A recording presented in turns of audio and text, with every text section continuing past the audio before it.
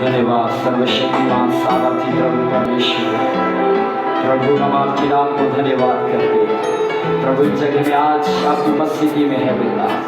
प्रभु आप हमसे बात करो। प्रभु आपका वचन हमारे हमसे बात करने पाए। प्रभु तेरी आत्मा हमसे बात करे पिता, और आज का वचन हमारे जीवन के बड़ी आशीष का कारण होने पाए।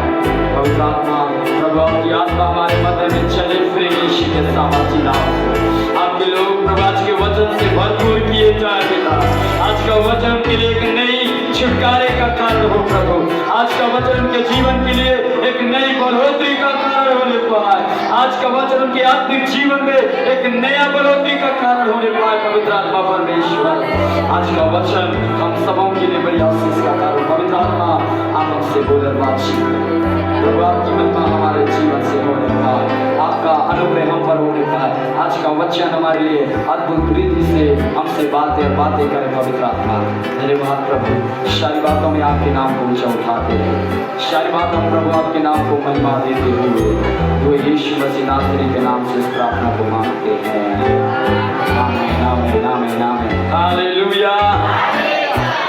आज की इस पवित्र आराधना में सर्वप्रथम प्रभु को धन्यवाद देता हूँ, और आप सबको प्रभु यीशु मसीह के सामर्थी नाम में जय मसीह की हालेलुया। आप सब कैसे हैं?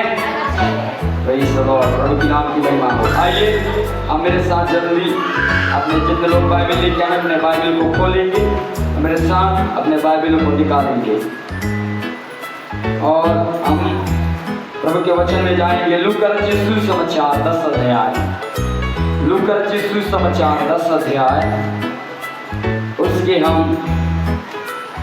38 और 39 पद को पढ़ेंगे। लूका रचित सुसमाचार 10 अध्याय उसके 38 और 39 पद को पढ़ेंगे।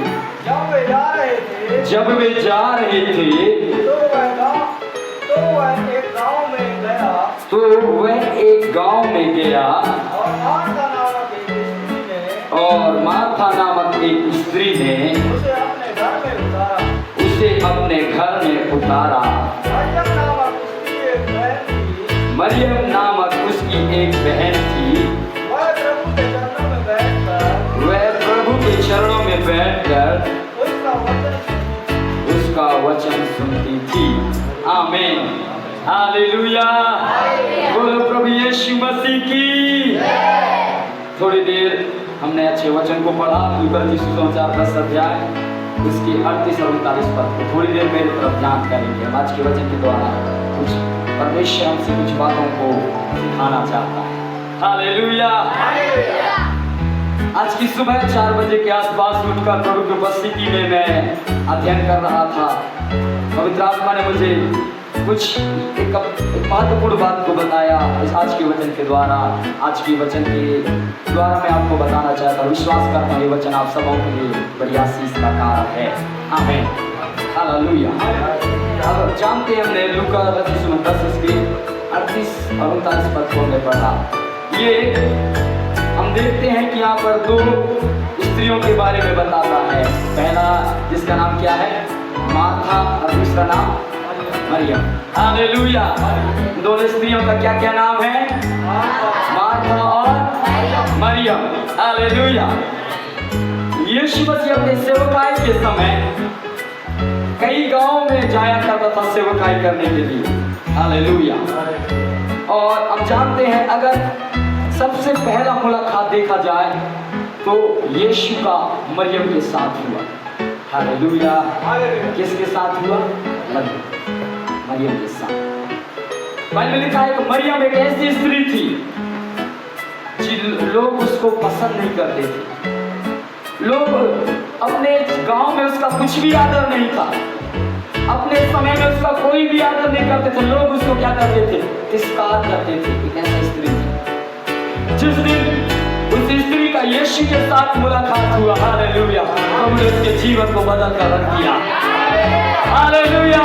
जहाँ उस स्त्री का आदर नहीं था, जहाँ उस स्त्री का सम्मान नहीं था, लोग उसको नीचे दृष्टि से देखते थे। लेकिन उसी समय में जब यीशु के साथ उसका मुलाकात हुआ, टोटली उस स्त्री के जीवन को प्रभु ने क्या करके रख दिया?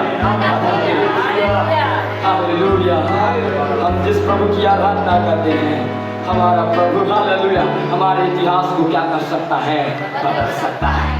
लोग हमारे बारे में पहले क्या सोचते थे, कोई बात नहीं, लेकिन जिस दिन हम यीशु की उपस्थिति में आ जाते हैं उसी दिन से हमारा इतिहास प्रभु बदल कर रख देता है। हालेलुया। आज आपको विश्वास करना है, अगर मैं प्रभु की उपस्थिति में हूँ, प्रभु मेरे जीवन में कुछ तो नया परिवर्तन आने वाला है। उस मेरी पुरानी अवस्था को बदल कर मुझे एक नई स्थिति में लेकर आएगा मेरा प्रभु। हालेलुया। आप पहले थे वैसे अब नहीं रहेंगे। आमीन। हालेलुया। आप पहले जैसे थे वैसे अब नहीं रहेंगे। यीशु के बाद, यीशु के साथ मिलने के बाद प्रभु आपको एक नया नाम देने वाला है। हालेलुया। याकूब के बारे में लिखा है, याकूब का नाम का अर्थ है धोखेबाज व्यक्ति। याकूब अपने जीवन में बहुत ऐसा था कि वह बहुत सारी चीजों पर लोगों को धोखा दिया करता था। वह धोखे से अपने बड़े भाई के आशीष को छीन लिया। हालेलुया। वह एक धोखेबाज, एक चोरी करने वाला व्यक्ति था। जिस दिन यबोक नदी के किनारे आधी रात्रि में जिस दिन परमेश्वर के साथ उसका इनकाउंटर हुआ, प्रभु ने उसके नाम को क्या करके रख दिया, बदल कर रख दिया। हालेलुया। उस प्रभु के दूत ने बोला, तेरा नाम क्या है? उसने बोला, याकूब। प्रभु के दूत ने कहा, अब से तेरा नाम याकूब नहीं होगा, आज से तेरा नाम इस्राएल होगा। हालेलुया। आज से तेरा नाम क्या होगा? इस्राएल होगा। इस्राएल का अर्थ है परमेश्वर से लड़ने वाला। आमीन। हालेलुया। पहले उसका जीवन एक धोखेबाज के समान था, किसका? याकूब का। लेकिन जिस रात्रि परमेश्वर के साथ उसका इनकाउंटर हुआ, जिस रात्रि परमेश्वर के साथ याकूब का मुलाकात हुआ, प्रभु ने बोला, याकूब आज से तू सेफ नहीं रहेगा, आज से तू अपने जीवन में एक नया परिवर्तन को देखेगा। हालेलुया। आपको बताना मैं ये चाहता हूँ, अभी वर्तमान समय में याकूब को हम इस्राएल के नाम से जानते हैं। हालेलुया। याकूब के परिस्थिति को परमेश्वर ने क्या करके रख दिया, बदल के रख दिया।